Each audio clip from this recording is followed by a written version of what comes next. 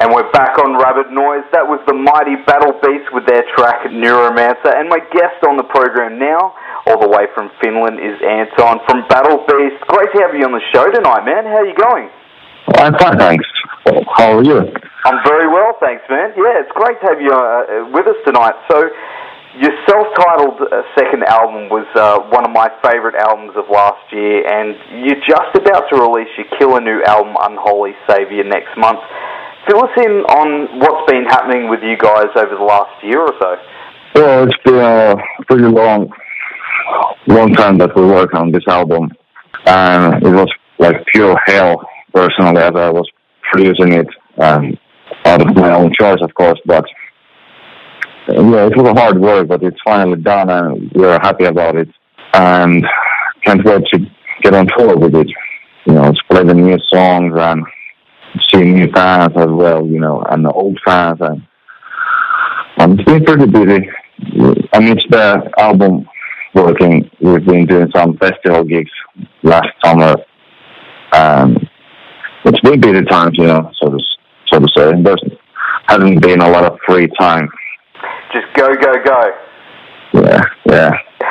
Working hard all the time. All the time. Well, you haven't kept your fans waiting very long, between albums, where some bands will release an album and then leave fans waiting sometimes years before they hear new material. Do you just continue to write all the time? Yeah, as a songwriter for Battle Beast, I have already written a lot of material that's kind of ready, waiting to be just recorded. And that's not the problem. That's never been the problem, Music writing is kind of natural thing for me. It's kind of breathing. I have to write new music all the time. And when the time comes, when we have to make a new album, I just go through the songs that I've written. But sometimes I write a lot of new songs, especially for the new album, And for this Unholy Saviour, most of the songs were pretty new, and I did not use old material that much for this album. But on the previous albums, I've used a lot of old material as well. So, yeah, that's not a problem. I enjoy. So do you have lots of songs, away in a vault somewhere?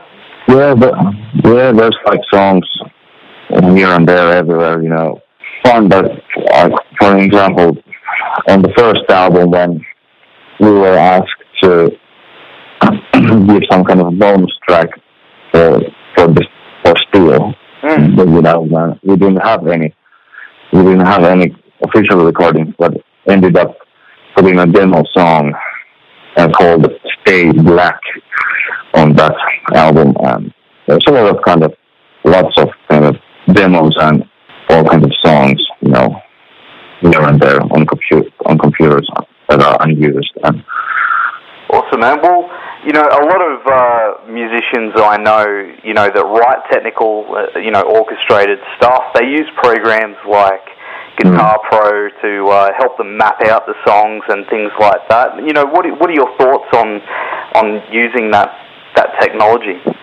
Yeah, actually Guitar Pro is the program that I've been using for the songwriting, but the thing is that I have not updated the program for over 10 years. I've been using the same old version since early 2000, like 2003 or something like that.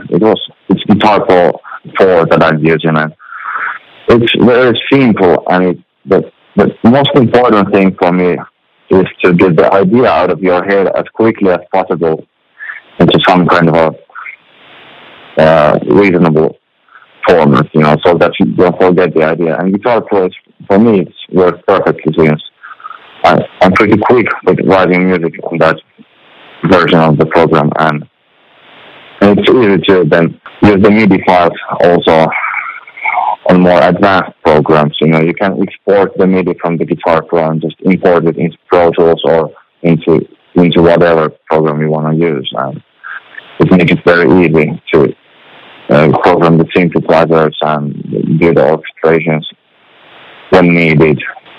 If it isn't broke, don't fix it, right? I know heaps of guys that, you know, they like their one version, and then as soon as they update things, it all changes. So, you know, whatever works for you, man, right?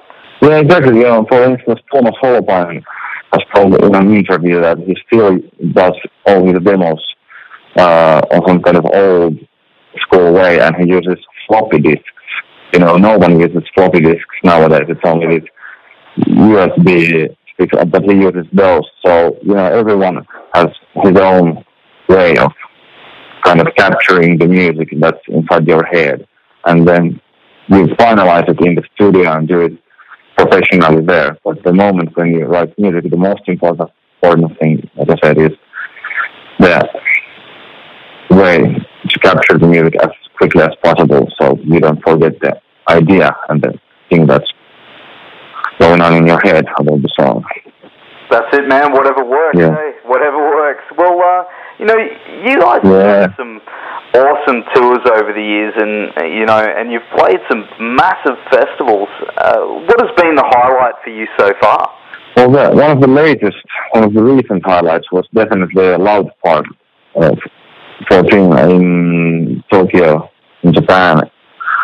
It's kind of amazing, you know. I wouldn't believe that we would be able to return to Japan so quickly, because we played in Japan also the year before that, I mean last year, and to be able to play there next year and even in a bigger venue, it's unbelievable. And the whole place was just, you know, amazing, since the culture and everything is so different, and the people enjoyed very much our concert. They were cheering, and, you know, so many happy faces in the audience when we were playing there. It was kind of amazing to see that our music has reached their, you know, country as well, even though we're so far away. But and so close it's to cool, Australia, you know, that one.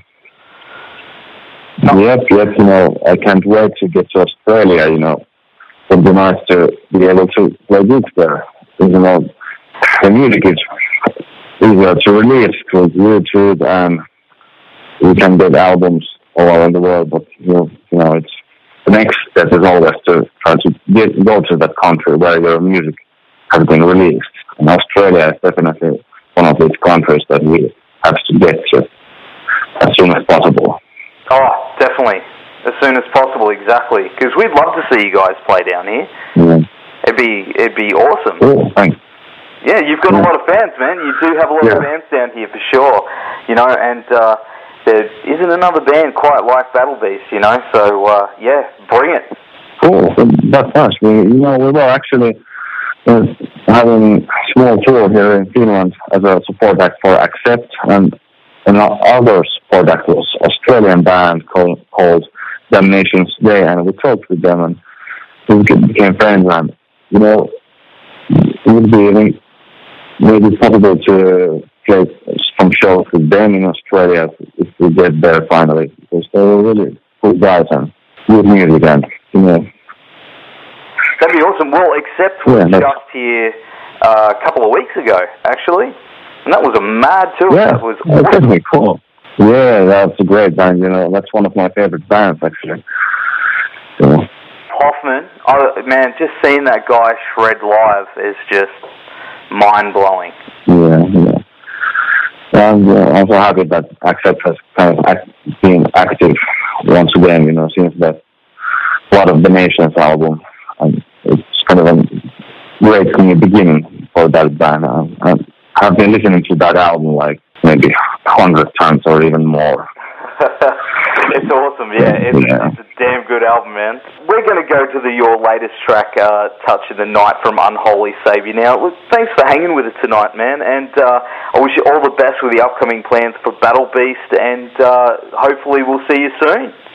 Yeah, hopefully. Yeah, that would be cool. I'm keeping my fingers crossed that it will not take years, but hopefully next year already, if possible, so to be there to play some shows for you guys.